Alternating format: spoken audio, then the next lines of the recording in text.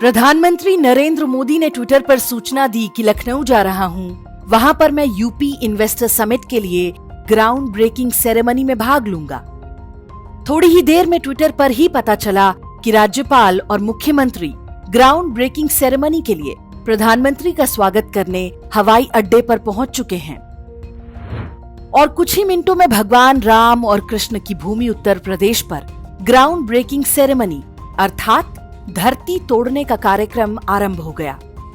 प्रधानमंत्री जी का भाषण हुआ, तालियां बजीं, सबने बधाइयां दी, लेकिन किसी को ये बात नहीं खटकी कि ये कौन सी नई परंपरा है जो डाली जा रही है।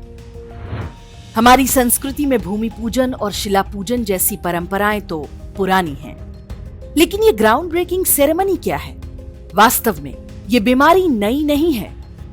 मैकाले की अवैध औलादें अर्थात सरकारी बाबुओं और उनके भरोसे बैठी सरकारों में संस्कृति और परंपराओं का ऐसे ही सत्यानाश होता है।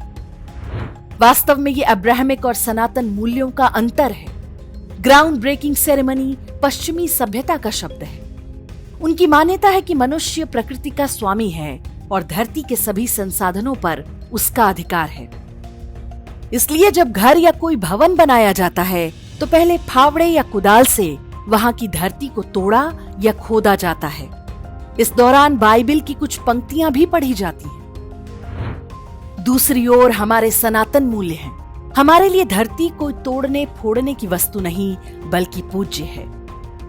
भूमि पूजन के अवसर पर जो मंत्रोच्चार होते हैं उनमें स्थान देवता से लेकर उस भूमि पर रह रहे जीव जंतुओं तक की वंदना की जाती है। हम धरती माता से निर्माण की अनुमति मांगते हैं।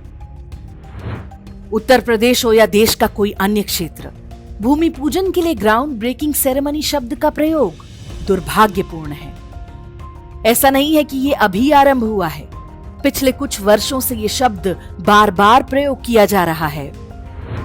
उत्तर प्रदेश में इसका प्रयोग अधिक दुखद है क्योंकि वहां पर एक सन्यासी मुख्यमंत्री हैं।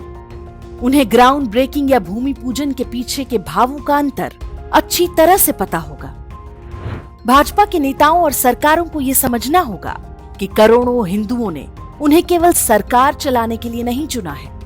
उन पर हजारों वर्ष पुरानी सनातन हिंदू सभ्यता को बचाने और बढ़ाने का भी उत्तरदायित्व है।